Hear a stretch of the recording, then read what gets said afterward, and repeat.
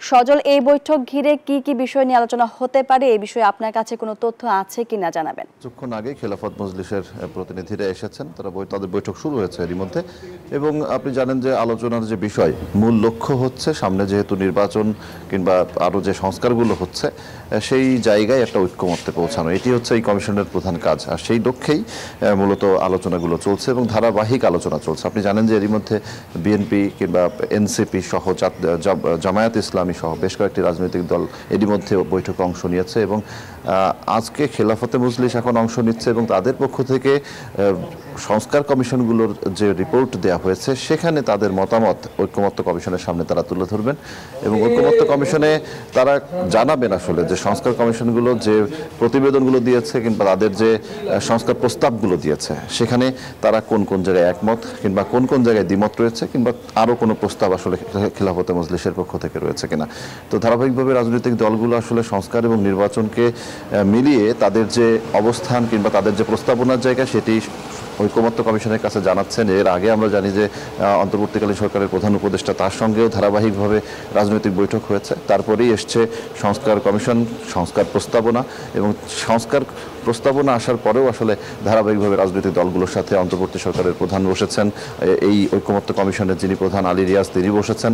সব মিলিয়ে কিন্তু বলা চলে যে নির্বাচন এবং সংস্কার ইস্যুতে দেশের মধ্যে যে একটি আলোচনার প্রেক্ষাপট চলছে এই মুহূর্তে, সেখানে বড় ধরনের একটু অংশ হচ্ছে এই ঐক্যমত্য কমিশন এবং এর মাধ্যমে দেশের যে রাজনৈতিক দলগুলো রয়েছে তারা একটা ঐক্যমতে হয়তো পৌঁছাবেন এবং তার মাধ্যমে নির্বাচনের দিকে আগাবেন এবং জুলাই চার্টারের কথা বলা হচ্ছে, অর্থাৎ এই রাজনৈতিক দলগুলোর কাছ থেকে ঐক্যমত্যের ভিত্তিতে একটি সনদ তৈরি করা হবে যার ভিত্তিতে আসলে রাষ্ট্র সংস্কারের দিকেও এগোবে এবং এই ঐক্যমত্য কমিশনের প্রস্তাবনা যেগুলো রয়েছে সংস্কার কমিশনের সেখানে কিন্তু তার ভিত্তিতে মতামত দিচ্ছেন বিভিন্ন রাজনৈতিক দল, তারা কোন কোন জায়গায় একমত, কোন কোন জায়গায় তাদের দ্বিমত রয়েছে, এই সব কিছুই আসলে তারা তুলে ধরছেন এবং এই পুরো প্রেক্ষাপটটি আসলে সামনের যে নির্বাচনের আগের একটা পরিস্থিতি তৈরি করা সেটি আস্তে আস্তে তৈরি হবে। তবে একটি বিষয়, রাজনৈতিক দলগুলো কিন্তু তাদের মতামত জানাচ্ছেন এবং বিভিন্ন রাজনৈতিক দল তার জায়গা থেকে তাদের অবস্থানগুলো পরিষ্কার করছেন।